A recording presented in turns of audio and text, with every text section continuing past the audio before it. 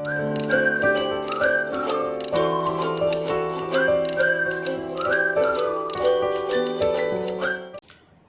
Friends, welcome to my YouTube channel marker point.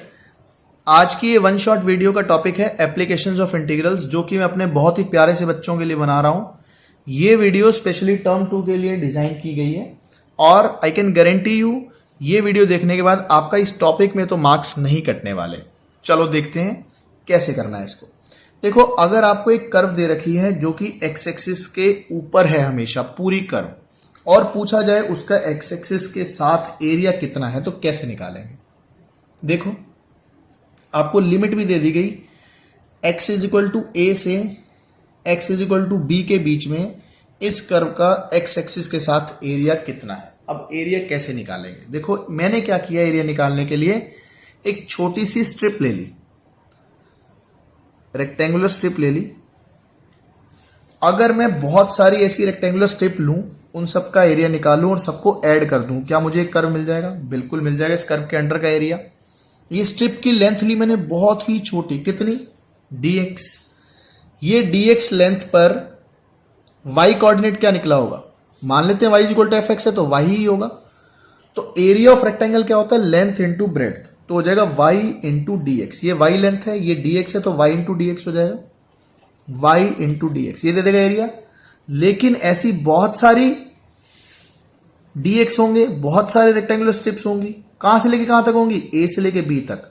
तो a से लेके b तक का मीनिंग क्या है? हमने इसको इंटीग्रेट कर दिया तो हमें क्या दे देगा? इन सभी dx का सम। तो यहां से हमें क्या मिल जाएगा? एरिया मिल जाएगा। समझ आ गई ये बात की नहीं? एक पॉसिबिलिटी ये भी थी कि एरिया y एक्सिस के साथ निकालने के लिए बोला जाता। ये भी आपके पास y is equal to f x है, एरिया निकालना है y is equal to a से y is equal to b के बीच में। तो यहां पर क्या करेंगे? रेक्टेंगुलर स्ट्रिप कुछ ऐसी बनेगी। अब यहां पर लेंथ ये dy हो जाएगी और ये कितना हो जाएगा? आपके पास x हो जाएगा। तो सीधा सीधा एरिया क्या निकालना है?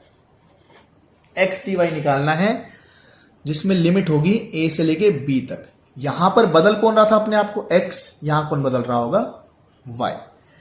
इसके बाद बच्चों के दिमाग में आ रहा होगा, सर अगर ये एक्स एक्सिस के नीचे हो कर्व तब क्या होगा? चलो उसको देखते हैं। जैसे बेटा हमने देखो पहले केसेस में देखा था, कर्व जो था वो एक्स एक्सिस से ऊपर था। अब हम क्या देख रहे हैं? जो कर्व है वो एक्स एक्सिस से नीचे है। अब एरिया की बात कैसे होगी? एक्स एक्सिस और इस कर्व के बीच का बाउंडेड एरिया कैसे निकालेंगे? अगर मुझे इस केस में भी x is equal to a से x is equal to b तक का एरिया निकालना है, देखो मेथड तो रहेगा सेम। क्या करना है? रेक्टेंगल बनाना है। वो रेक्टेंगल कैसे बनेगा? विड्थ उसकी हम क्या ले लेंगे? dx, और लेंथ क्या होगी इसकी? y। Here y is f of x। तो मैंने आपको पिछले केस में सिखाया था कि एरिया कैसे निकलता है? y into dx। तो क्या हो जाएगा? y इंटू dx, और लिमिट कहां से कहां होगी? a से लेकर b तक। लेकिन आपको दिख रहा होगा इस वाले केस में एक्स एक्सिस के नीचे है कर्व, तो y क्या होगा? नेगेटिव। और नेगेटिव होगा तो एरिया क्या निकल कर आएगा? नेगेटिव। और एरिया नेगेटिव हो नहीं सकता, तो क्या करेंगे? जब जब कर्व एक्स एक्सिस से नीचे होगी वहां पर इंटीग्रेशन तो ऐसे ही करेंगे, लेकिन हम क्या लगा देंगे? मोड। और मोड इसको बना देगा पॉजिटिव। ठीक है, तो ये पॉजिटिव वैल्यू निकल कर आ जाएगी हमारे पास। तो हमें यहां से क्या सीखा कि जब एक्स एक्सिस के नीचे कर्व है तो क्या लगा देना है? मॉड, और जब एक्स एक्सिस के ऊपर है तब तो कुछ करना ही नहीं है। इसी के लिए एक स्पेशल केस और लेके आए हम। अगर यहां पे हमें x इक्वल टू ए से x is equal to b के बीच का एरिया निकालना है, ये आपका x is equal to a हो गया, ये x is equal to b हो गया। तो मुझे क्या करना है? ये टोटल एरिया निकालना है, मतलब ये नीचे वाला, ये एरिया और ये एरिया। तो क्या करेंगे? हमें दिख रहा है कुछ पोर्शन तो एक्स एक्सिस के ऊपर है, कुछ पोर्शन एक्स एक्सिस के नीचे है। तो हम आइडेंटिफाई कर लेंगे कहां से लेके कहां तक ऊपर है, कहां से लेके कहां तक नीचे है। तो ये कर्व एक्स एक्सिस को कहां पर काट रहा है, ये हमें पता लगाना है। तो ये पॉइंट क्या हो जाएगा? मान लेते हैं x इज इक्वल टू सी। तो हमें पता है x की वैल्यू a से लेके c तक तो कर्व x एक्सिस के नीचे है, और c से लेके b तक x एक्सिस के ऊपर है। तो इसको हम कैसे लिखेंगे? हम ब्रेक कर लेंगे। ए से लेके सी तक इंटीग्रेट करेंगे वाई डी एक्स, ये एक्स एक्सिस के नीचे था तो क्या लगा देंगे मॉड प्लस, और जो एक्स एक्सिस के ऊपर है वहां पे क्या करेंगे same integration y d x, limit हो जाएंगी आपकी सी से लेकर बी तक। तो ये तो पॉजिटिव ही है तो मॉड लगाने की जरूरत नहीं है, ये नेगेटिव था तो हमने इसको क्या बना दिया पॉजिटिव बना दिया। यहां पे आपको समझ आ गया होगा कि इंटीग्रेशन से हमें एरिया कैसे मिल रहा है। चलो अब कुछ क्वेश्चंस करते हैं इस पे बेस्ड। चलो बच्चों देखो क्वेश्चन क्या बोल रहा है, find the area enclosed by the ellipse x square by 25 plus y square by 16 is equal to 1। वैसे अगर हमें कोई एलिप्स का एरिया निकालने को बोले तो हम तो डायरेक्ट निकाल सकते हैं। अब यहां पर देखो क्या है कि चैप्टर चल रहा है इंटीग्रेशन का, तो हमें इंटीग्रेशन से ही करके दिखाना पड़ेगा इसको। तो देखते हैं, हमें पता है कि चारों जो हैं सिमेट्रिक है। अगर मैं एक भी एरिया निकाल दूं और उसका 4 टाइम्स कर दूं तो क्या मुझे पूरे एलिप्स का एरिया मिल जाएगा? बिल्कुल मिल जाएगा। तो ये पंगा भी नहीं है कि कर्व एक्स एक्सिस के नीचे है ऊपर है, तो हम क्या करेंगे बस इस फर्स्ट क्वाड्रेंट वाले को इंटीग्रेट कर देंगे और जो भी आंसर आएगा उसका क्या कर देंगे 4 टाइम्स कर देंगे। तो मैंने आपको सिखा रखा है क्या करना होता है, integration y d x, limit कहां से कहां, जहां से शुरुआत हो रही है जहां पे खत्म हो रहा है। अब देखो ये कोऑर्डिनेट होता था a,0।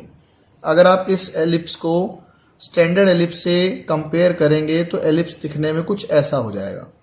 क्या ये बात सही है? अब देखो यहां पर x is equal to x square by a square है, तो यहां पे एक्स स्क्वायर बाई 25, तो यहां से a की वैल्यू कितनी आ गई 5 और प्लस माइनस 5, तो ये कोऑर्डिनेट कितना हो जाएगा 5,0। सिमिलरली ये हो जाएगा -5,0। तो हमारी लिमिट कहां से कहां हो जाएगी 0 से लेके 5 तक, 0 से लेकर 5 तक। जो भी आंसर आएगा इनटू क्या कर देंगे 4 टाइम्स, ये हमें क्या दे देगा एरिया ऑफ द एलिप्स। अब फाइट क्या रहेगी, ये y निकालना रह गया इन टर्म्स ऑफ x। तो हमें देखो पता है क्या y square by 16 is equal to 1 minus x square by 25। अगर मैं इसका एलसीएम ले लूं तो क्या आ जाएगा y square by 16 is equal to 25 minus x square upon 25। तो यहां से y की वैल्यू कितनी आ जाएगी वाई स्क्वायर की 16 by 25 into 25 minus x square. तो y कितना हो जाएगा 4 by 5 into under root of 25 minus x square. तो y पता लग गया, इस y की वैल्यू यहां पुट कर देंगे तो ये कितना आ जाएगा 4 बाय 5 तो कांस्टेंट है बाहर आ गया, तो आ गया 16 बाय 5, लिमिट 0 से लेके 5 तक, under root of what 25 minus x square into d x. अब बेटा ये आपको स्टैंडर्ड इंटीग्रेशन है, याद होनी चाहिए, इसके लिए आपके पास कोई ऑप्शन नहीं है। मैं लिख भी देता हूं आपके लिए special, under root A square minus x square D X का इंटीग्रेशन क्या होता है X by 2 under root A square minus x square plus A square by 2 sine inverse X by A. ठीक है, ये आपको याद होना चाहिए।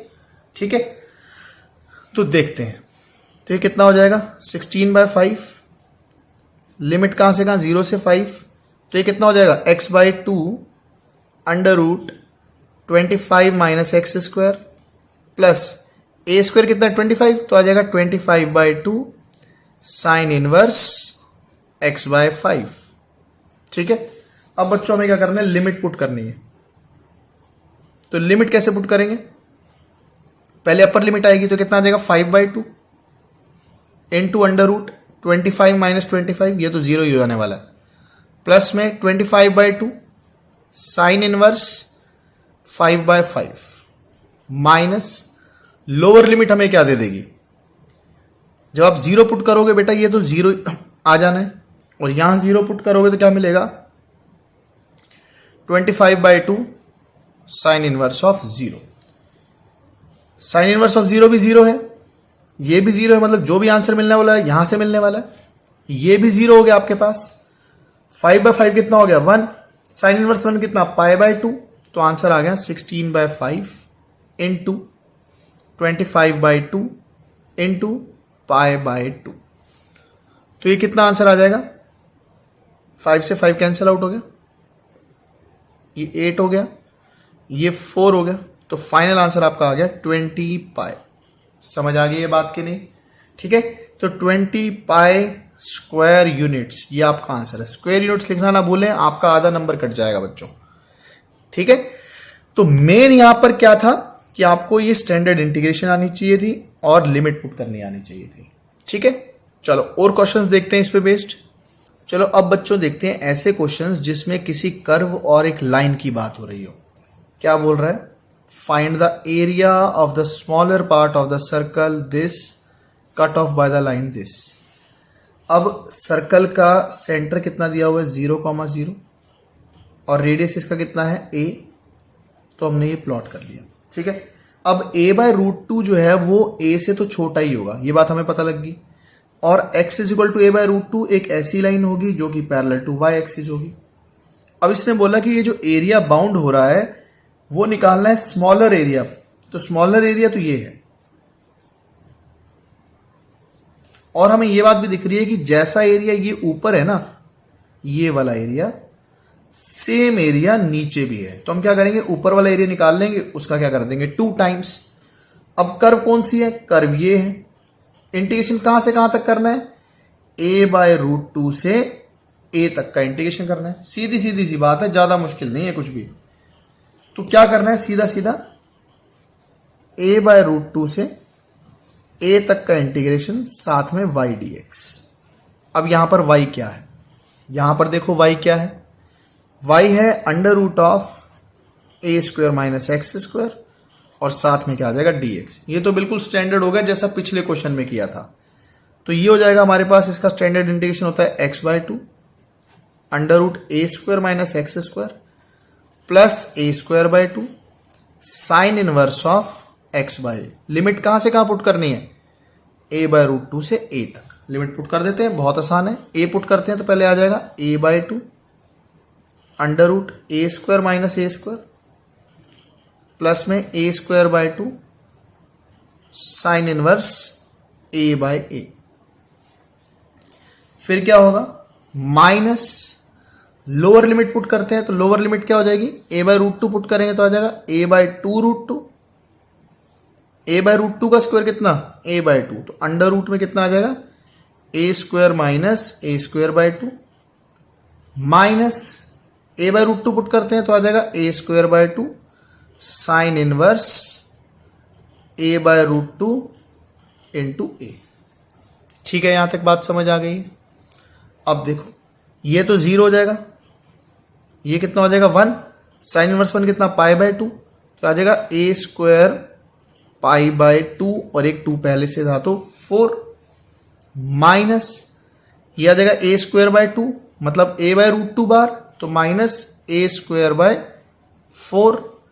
ये कितना आ जाएगा, a से कट गया 1/√2 मतलब π/4, तो आ जाएगा माइनस a²/8 इंटू कितना पाई। इस पूरे का क्या कर देंगे हम ट्वाइस, कारण ऊपर और नीचे दोनों का एरिया पूछा गया है। तो a²/4 माइनस a²/8 कितना होता है, a²/8 ही होता है। तो 2 times a²/8 pi minus a²/4, ये आपका फाइनल आंसर है। और सिंप्लीफाई करना है तो कितना आ जाएगा a² π/4 minus a²/2 square units. समझ आ गया आप सबको। मतलब बेसिक नॉलेज क्या है कि आपको फिगर बनाना आना चाहिए, आपको स्टैंडर्ड इंटीग्रेशन आनी चाहिए, बाकी तो सिंपल कैलकुलेशन बचती है और कुछ दिमाग नहीं लगाना। आगे बात समझ, इजी क्वेश्चन था, अच्छे से नोट करो इसको और कॉन्सेप्ट को समझो। देखते हैं बेटा, find the area of the region bounded by the parabola y = x² and y = mod x। अब देखो ये दोनों जो कर्व हैं इनका ग्राफ हमें बनाना आना चाहिए, ये मस्ट है एरिया वाले चैप्टर में। तो y = x² एक पैराबोला है जो कि ऐसा कुछ बनेगा, और y = mod x क्या है, लाइंस की इक्वेशन है जो कि फर्स्ट क्वाड्रेंट में ऐसे बिहेव करती है और सेकंड क्वाड्रेंट में ऐसे। तो ये हो गया आपका y = x और ये होता है y = -x। ठीक है, अब आपसे एरिया बाउंडेड पूछा है, तो एरिया बाउंडेड कौन सा, ये वाला और ये वाला।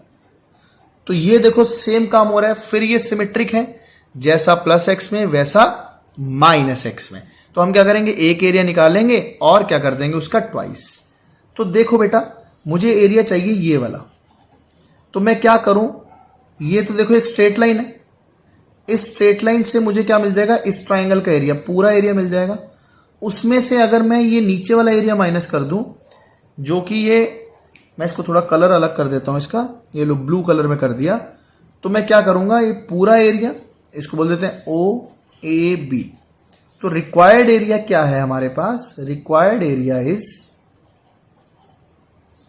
Area of triangle, area of triangle O A B minus area of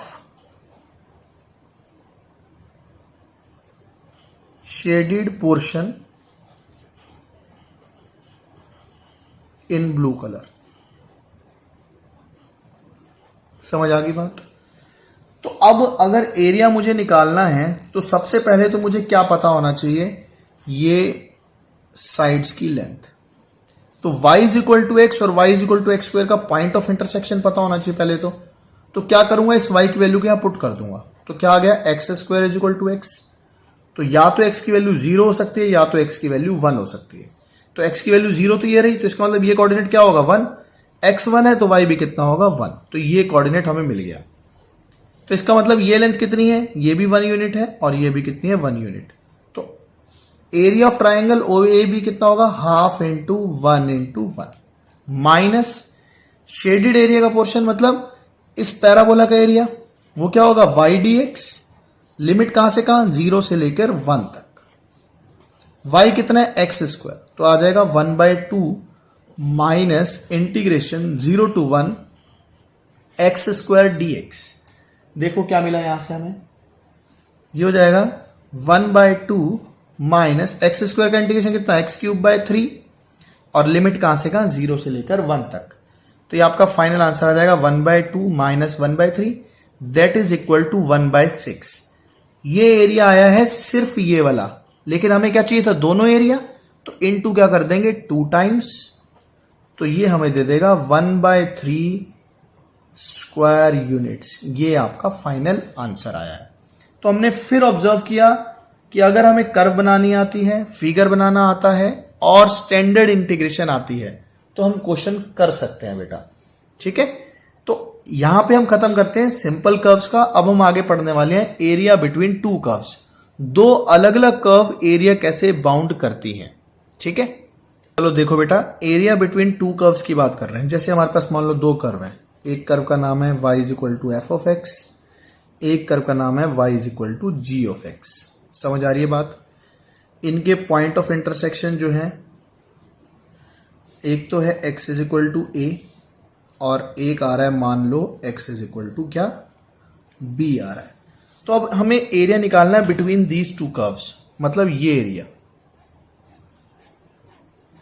समझ आ रही है बात कि नहीं आ रही। अब ये एरिया कैसे निकलेगा, अगर मैं ऐसा लिखता हूं integration a to b f x D x. यहां पर देखो एफ एक्स कौन सी कर्व है, ये ऊपर वाली curve. F x D x क्या देगा, ये हमें पूरा एरिया देगा बेटा, ये वाला। क्या आप एग्री करते हो इस बात से, है ना, एक्स एक्सिस के साथ वाला एरिया तो होता है। और अगर मैं लिख दूं A to B G X D X, तो ये कौन सा एरिया देगा, जी एक्स का डी एक्स के साथ, ये नीचे वाला एरिया एक्स एक्सिस के साथ वाला। ये बात समझ आ रही है। अगर मैं सब्ट्रैक्ट कर दूं तो इसका मीनिंग क्या होगा, ये पूरे एरिया में से ग्रीन वाला एरिया माइनस हो गया, तो क्या मिल जाएगा, रिक्वायर्ड एरिया नहीं मिल जाएगा। ये हमारा क्या है, रिक्वायर्ड एरिया। समझ आ रही है। तो अगर मैं देखो लिमिट सेम है, तो लिमिट तो रही सेम, इसको एक ही इंटीग्रेशन में मैंने लिख दिया। आई बात समझ बच्चों।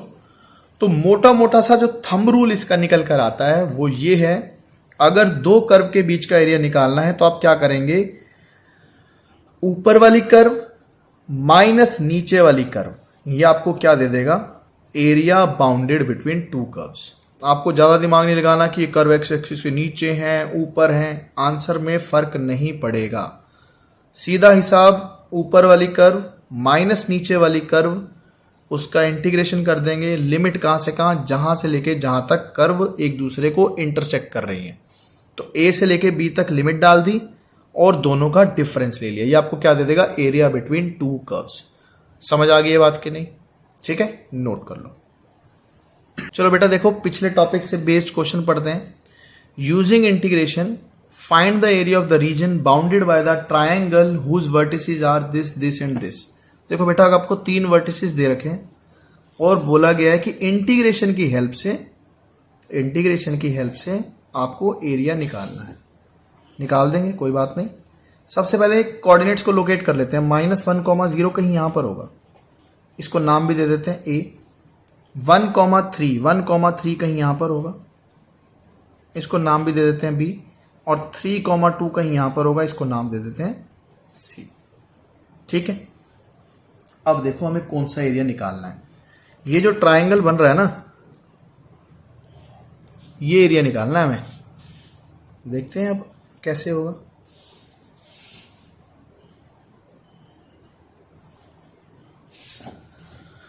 अब ये एरिया निकालने के लिए इंटीग्रेशन का यूज करना है। अब इंटीग्रेशन का यूज कैसे करेंगे? इंटीग्रेशन का यूज करने के लिए सबसे पहले तो हमें कर्व की इक्वेशन चाहिए होती है। तो ये जो स्ट्रेट लाइंस बन रही हैं A B, B C and A C, सबसे पहले तो हमें इनकी इक्वेशंस चाहिए। लाइन की इक्वेशन लिखने के लिए हमें क्या क्या चाहिए होता है मुझे ये बता दो। पहले तो स्लोप और पॉइंट। पॉइंट तो है ही है, स्लोप निकाल लेते हैं। तो ए बी कर्व की स्लोप कितनी आ रही है? ए बी की स्लोप आ रही है, क्या होता है, y2 - y1 3 - 0 अपॉन 1 - -1। तो ये +1 हो जाएगा, तो आंसर आ जाएगा 3/2। BC की स्लोप बताओ कितनी आ रही है? BC की स्लोप आ रही है 2 - 3 अपॉन 3 - 1। तो ये सॉल्व करके आ गया -1/2। और AC की स्लोप की बात करें तो कितनी आ रही है? 2 - 0 अपॉन 3 - -1। तो ये आ जाएगा 4। तो ये आ गया सॉल्व करके 1/2। समझ आ गई? स्लोप पता लग गई तो लाइन की इक्वेशंस लिख सकते हैं, बिल्कुल लिख सकते हैं। तो ये आ जाएगी AB की लाइन की इक्वेशन कितनी आ जाएगी? y - 0 is equal to slope into x + 1। ये तो आती होगी लाइन की इक्वेशन लिखनी। यहां पर कितनी आ जाएगी? अगर BC की बात करूं तो y - 3 is equal to slope कितनी है? -1/2 इंटू x - 1। और बात करें AC की तो ये कितनी आ जाएगी? y - 0 is equal to slope है 1/2 इंटू x + 1। तो ये तीनों की इक्वेशंस हमें पता लग चुकी हैं। अब बहुत ध्यान देना, अगर मैं AB का इंटीग्रेशन कर दूं -1 से लेके 1 तक तो हमें ये पूरा एरिया मिल जाएगा। ये ऊपर वाली कर्व है। BC का इंटीग्रेशन कर दूं 1 से लेके 3 तक तो ये ऊपर वाली कर्व है, ये सारा एरिया। उसमें से अगर मैं -1 से लेके 3 तक इस कर्व के एरिया को माइनस कर दूं तो नीचे वाला गायब हो जाएगा, तो बीच बीच वाला मिल जाएगा। यही हम चाहते थे। तो इसको मैं लिखता हूं -1 से लेके 1 तक, -1 से लेके 1 तक AB का इंटीग्रेशन y dx। तो y dx कितना है? 3/2 इंटू x + 1 dx प्लस, ये भी प्लस करना है मुझे, BC का इंटीग्रेशन कितना होगा? ये 3 इधर ले जाएंगे बेटा, तो कितना आ जाएगा? -1/2 इंटू x - 1 प्लस 3 का इंटीग्रेशन कहां से लेके कहां तक? 1 से लेके 3 तक। और माइनस क्या करना है? ये वाला AC का इंटीग्रेशन कहां से लेके कहां तक? -1 से लेके 3 तक 1/2 इंटू x + 1 dx। बस अब क्वेश्चन हो गया आसान। सिंपल इंटीग्रेशन रह गई है, देख लेते हैं क्या होगी। ये होगी 3/2 इंटू x² 2 + x लिमिट -1 से 1 प्लस